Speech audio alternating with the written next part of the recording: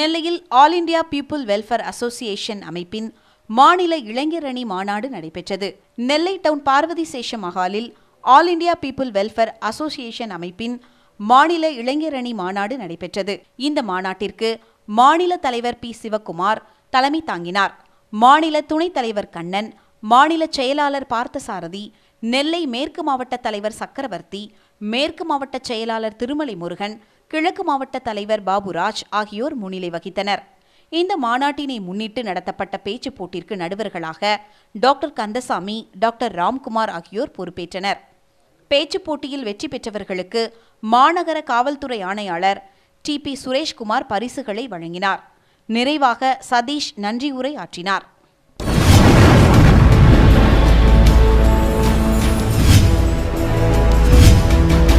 நீங்கள் பார்த்துக் கொண்டிருப்பது உங்கள் கதிர் டிவி.